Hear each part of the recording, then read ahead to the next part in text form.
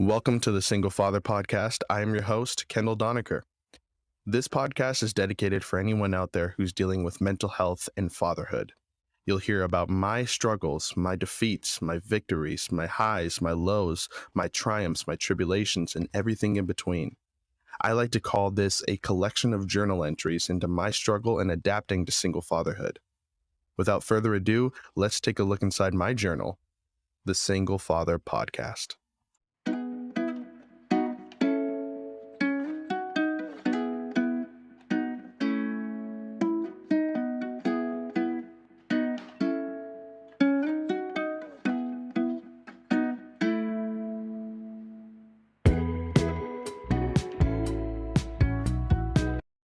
Well, hello, ladies and gentlemen, and otherwise. It's Father DZ here, as I'm so trying to get that nickname going for myself. I have a amazing guest on today's show. Her name is Dr. Juliet Anton. She's a psychologist, She is also the co-founder and CEO of Ask Doc UK. It's a mental health app. Please go check that out. You can look at their page at Ask Doc UK on Instagram, Facebook. Dr. Juliet was so gracious to speak with me. We spoke a lot about a variety of different topics, with me really just trying to get a better understanding about mental health, life, and trauma. She specifically specializes in trauma, and I wanted to, as someone dealing with trauma myself, I wanted to get her opinions on how to repair ourselves and how to navigate through trauma, and really just explore different tips and on relationships and parenting and mental health as it relates to trauma as well. So she was just an amazing person to speak to, and I'm super happy that I got her on the show, and I hope as time goes on I can get her on again. Guys, I'm recording this later. This is a very early episodes that this was recorded, and the sound quality right off the bat is not great. And through magic, I've tried to enhance the audio a little bit, so hopefully it sounds okay. But yeah, the first couple episodes is not great, but as time progresses and the episodes continue, they only get better and better. If you look at our latest episodes, I can promise you that they're on par to excellence. So just bear with us with the sound quality. And I really hope you guys like this episode. If you came for Juliet and specifically the trauma topic, I hope that you'll stick around and check out later episodes. All I do is talk about, mental health, parenting, fatherhood, and share a little bit about my personal experiences. I mean, this is kind of, the podcast is really meant to just for me to chronicle my experiences and have this be my own personal journal. So, welcome to my journal. Thank you guys so much. Please don't forget to like, share, subscribe, and without further ado, let's talk to Juliet. Well, So you're on the right track. Yeah, right. And kind of just forwarding the subject a little bit. So I'm a co-parent as well, and that was a really challenging task. Not only because, and the show's called VentPack, and I'm venting to you at this point, but with my parents splitting up, I always promised myself that I would never take that route.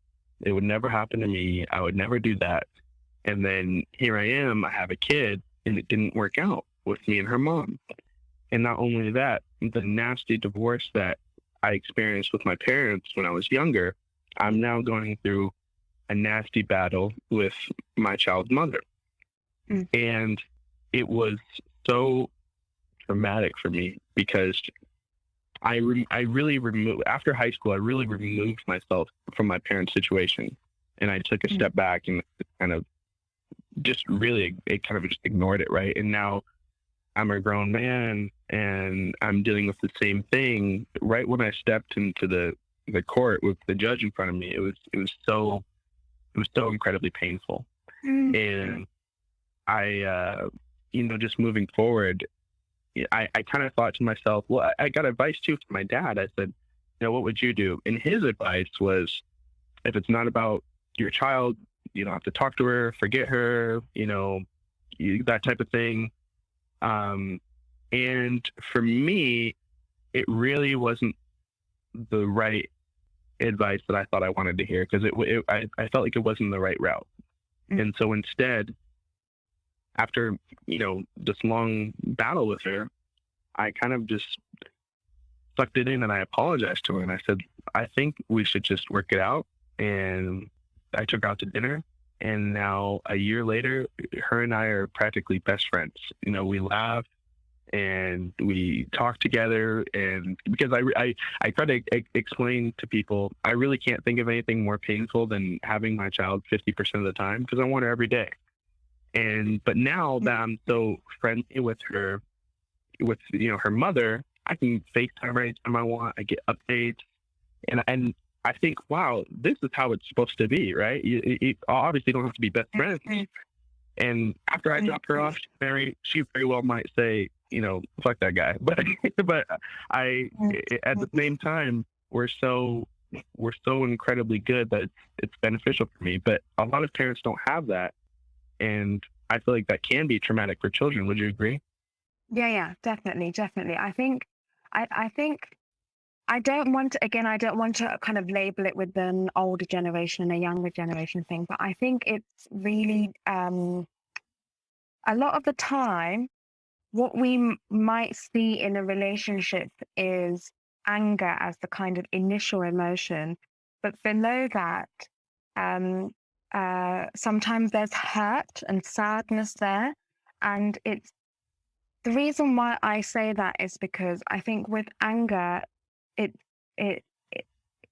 can make the situation worse, for example. But that's not to say that it's not an emotion that we shouldn't experience. Anger in itself is also a communication in terms of how we're feeling. But what could happen is that when, let's say, we've got a couple and they're really angry with each other, and that potentially has caused them to kind of separate.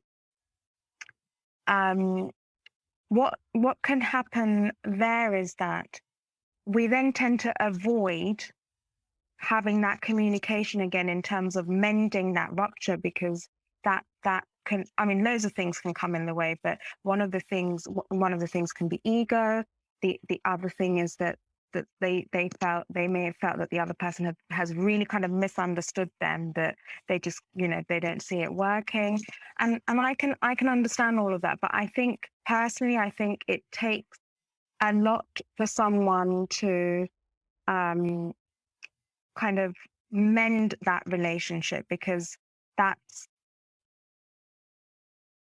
it could be multiple reasons, Kendall, but I think to kind of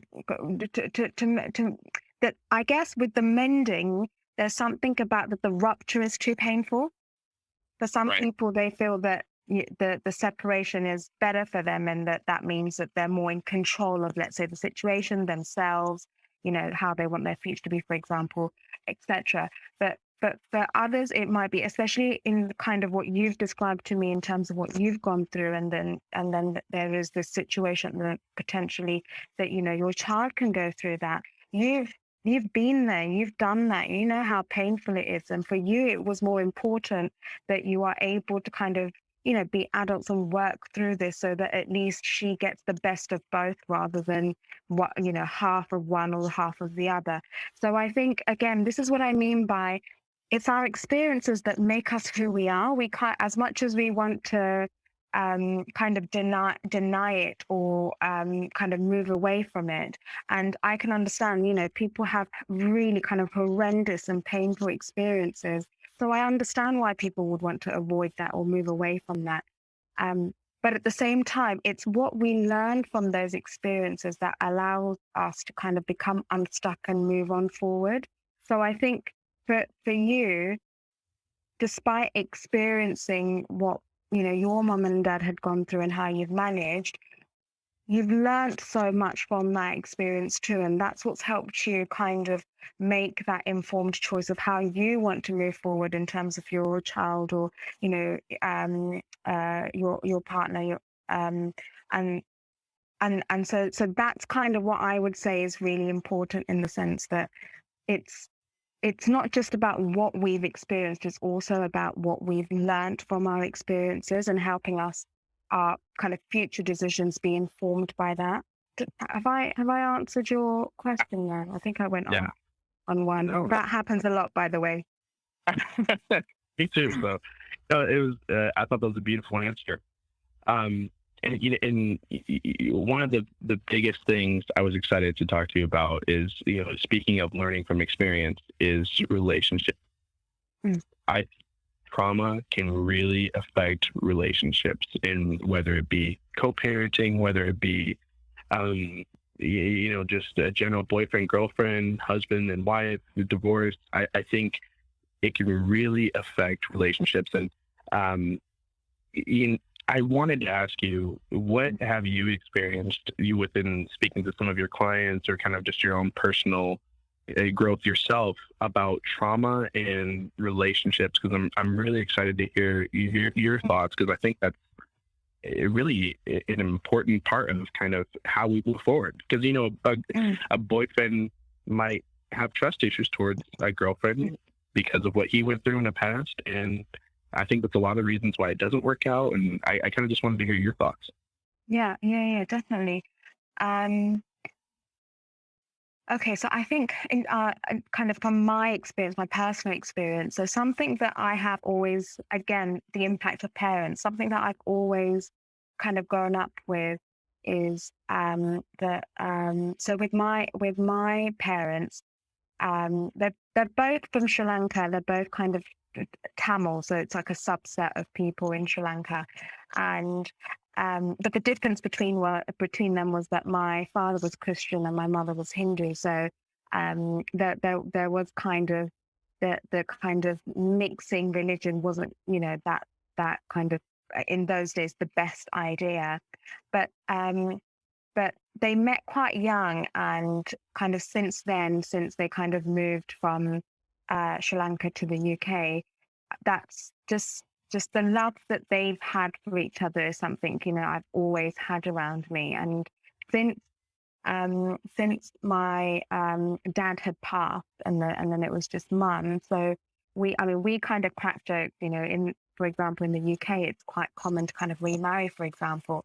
But my mum, in her mind, it's one love, it's your first love, and that's the only love you have. So that's where kind of she's coming from.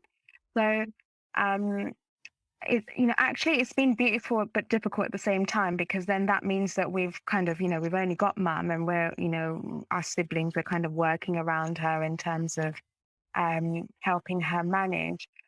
But that's also something so it's a bit of a clash, actually, because our siblings, we are growing up, with all this kind of importance to our first love, and we kind of created this kind of fairy tale in our minds about, the person that we're going to be together. And I mean, touch wood, thankfully, I've been okay so far. So my fiance, I met when I was 15, and he proposed this year. So we've been together about just over 13 years. So touch wood, it's worked out for me.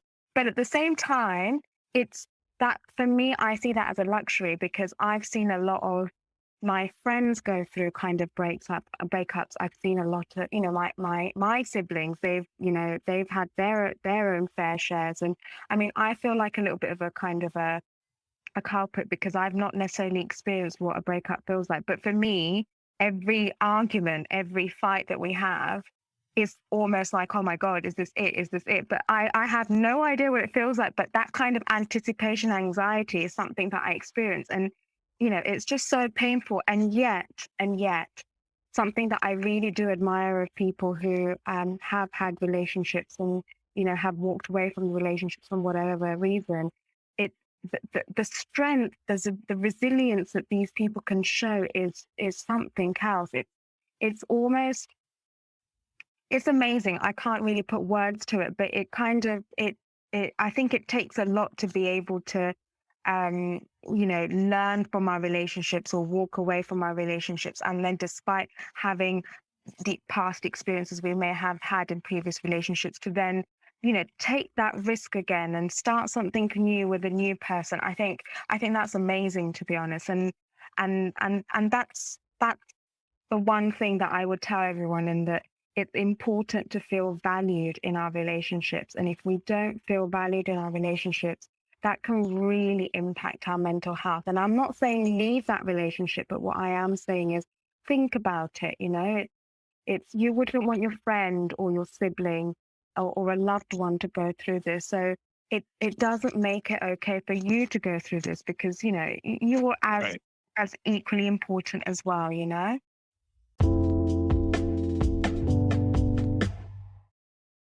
If you haven't heard about Anchor by Spotify, it's the easiest way to make a podcast, with everything you need in one place.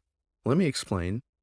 Anchor has the tools to allow you to record and edit your podcast right from your phone or computer. When hosting on Anchor, you can distribute your podcast on listening platforms like Spotify, Apple Podcasts, and more. It's everything you need in one place. And best of all, Anchor is totally free. Download the Anchor app or go to anchor.fm to get started. I feel like that must be some anxiety for you too, just to say, hey, if we're fighting, because you mentioned the fairy tale, right? The first love is a true. It kind of a little bit of anxiety to feel like if we're fighting, oh my God, it's supposed to be my true love. But yeah, it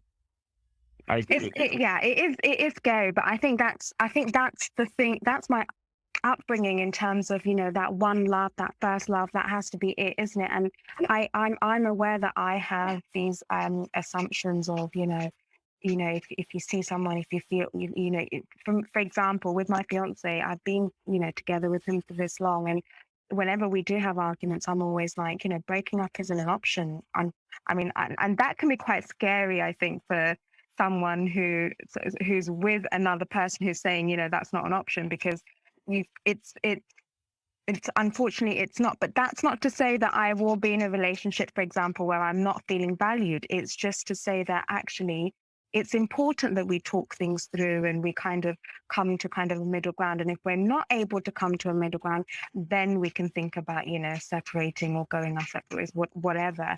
But but separation being the first option, I guess personally, I'm not sure if I believe in that, if that makes sense. I think if we really do, love or care for someone, we wouldn't want to lose them. We would want to kind of negotiate and meet somewhere in the middle, if that makes sense. Right. But that's a personal experience, and I'll totally kind of hold my hand to that. That's my personal experience, especially having experienced that loss for me very early on. That's something that, it was painful. It's not something that I would want for me to happen again. And so for me, relationships are so important. And I, even if it's, we've got two different opinions, the way I would want to keep it is that we're either civil or we're on an understanding where we can have space for each other. It's not to say that we have to kind of be on opposite poles or antagonistic, if that makes sense. No, I really completely agree. And, I think, people, obviously haven't experienced a loss like yourself, which is, I'm really sorry for, but I think people who experience those type of pain and trauma really value the importance of the relationships in their life, and they really make decisions of, who I want to. You speak about being valued. I really think that's important too, because, I think it's just, especially for men, when we don't really value relationships that much. I think when you get older, like me, I'm 25, and now I'm like, okay, everything that I did before was just stupid. Now I really want someone who values me and I value, and the importance of a relationship. And I want to see the beauty in someone, and I really care about women. I have a daughter. So all that's so important in a relationship. And I completely agree. I don't feel like giving up right away is the best option. I think they're, true to form with my child's mother, like that was so, I did everything I could not to have that end because it was so important for me to, like, that promise I made for myself, this can't happen to me. But moving forward, as you mature and progress, it was more important to me than just to have a good relationship and be civil than it was to just be angry. Because sometimes it's very surreal for me. You can learn everything about someone and then just no longer in your life anymore. So, you know what I mean? But of course, yeah. Within speaking to you, I think you are really incredible. You seem like a really strong, beautiful, intelligent woman. I am so happy to have spoken with you, and I know that you probably have some. I mean, last but not least, I wanted to hear some of your advice on going through trauma and getting through it. For anyone listening and who recognizes how strong you are, I'd really love for them to hear your opinion on dealing with some of those mental health issues or trauma. I think trauma can be anything, Kendall. I think it's whatever happens in life, anything can be traumatic for anyone. And if there's one thing that I want anyone to kind of take away and remember is that whatever happened in that moment, you've done the best you can, like even be it for me, be it for anyone else, because what we can do is we can sometimes tend to kind of beat ourselves up for how we managed the situation in the past, and we could have done it better. But I think it's really important to remember that in that moment we have done the best we can. That circumstances change, what we learn can change, the people around us can change. But in that very moment, what's important is that however we've dealt with any situation, we've done the best we can in that moment. So that's what I want, anyone kind of listening to this in terms of trauma or mental health, that even if you do have a mental health problem now in terms of, anxiety, depression, and you're finding it really difficult to manage, again, I want you to remember that, you might not be managing the best way, but there is no one best way. Everyone is different, and you are doing the best you can to manage, and that's what's important. I think that's the one thing. I think it's important to kind of have that kind of self-love and self-compassion towards ourselves. Interestingly, that's something that we find more difficult, showing ourselves love. But that's not to say that we can't do it. But it's the one thing I had my supervisor tell me, actually, and it really stuck with me. And she said, we are nothing without our health. And I mean, I'm saying health in broad terms, be it physical, be it mental health. We are nothing without our health. And as much as we want to kind of be there for other people, it's important that we are there for ourselves, and we're taking care of ourselves and our resources so that we can be there for other people, right? So that's also something, that I would want people to kind of bear in mind, that that our health is very important. We are nothing without our health, and also that, however ways we've managed our traumas, we've done the best we can in that moment to manage that trauma. Does that make sense? Beautiful answer. Really was. Yeah. Absolutely. Perfect. Thank you so much, Kendall, for having me on and, sharing your experiences with me as well. I think for me, one of the reasons why I've chosen this career, and I absolutely love this career for that, is that I feel very honored when people are comfortable enough to share their kind of deepest, darkest, most painful experiences. I think not everyone is able to have that kind of moment with people. And for me, I'm very grateful for my clients, for people who have approached me, including you, Kendall, for this podcast and everything, to be able to approach me and to share, what you've gone through and what you've experienced with me. Honestly, I feel very honored, and I'm grateful that we've had, our paths have crossed like this, and we're able to, do something like this together. Thank you. Yeah, I'm really happy you say that. It might be the accent, but I wish you were my psychiatrist. So. I'm really thankful for you as well. By the way, how's America is doing very bad on the pandemic, but how's the UK? How have you been managing? Terrible, terrible. I think just generally, I don't think anyone knows how to deal with it or what's kind of going on. And again, this is what I mean. We're all trying to do the best we can. It's not great, but we're doing the best we can. And I think that's what's important. And I think, yeah, looking out for each other, doing the least that we can do in terms, and that's what I mean, looking out for each other. It doesn't have to be loved ones, you know, anyone, to kind of know that everyone's okay. And if someone isn't okay, just kind of reaching out to see if they are okay. I think that's all we could do, really, isn't it? I think I wanted to say the beautiful thing about this, but I think the thing that I really do hold on to is that we're all in it together. You know, there is no kind of separation here. We're all in it together. We've got each other. And I really, really hope that we're all able to kind of use each other to kind of get through this difficult time as much as possible. Definitely. Absolutely. I can't agree more. Yeah, my Nana, she FaceTimes me probably about like 15 times a day, but I answer just because I can't be there to see her. So every time I answer, even if it might be too many times in a day, but I do it anyway. Where can people find you online? Where can people find me online? So I am kind of all over social media. My name is Dr. Juliet Anton on the social media. So Instagram, Facebook, Twitter. Yeah, just if there's any kind of questions, support, concerns, just, you know, pop me a little message and I will get back to everyone as soon as I can. Perfect. Well, you are the best, doctor. Thank you so much. I really enjoyed speaking with you. Congrats on your potential. When's the wedding? Well, actually, it was meant to be in a week time, but we decided to postpone because we thought, you know what, it's not fair on the guests to kind of come over and yeah, it's right. fair. So we were like, you know what, give it some more time. Hopefully we'll have everyone round. So hopefully, fingers crossed next year. Fingers crossed. Fingers crossed.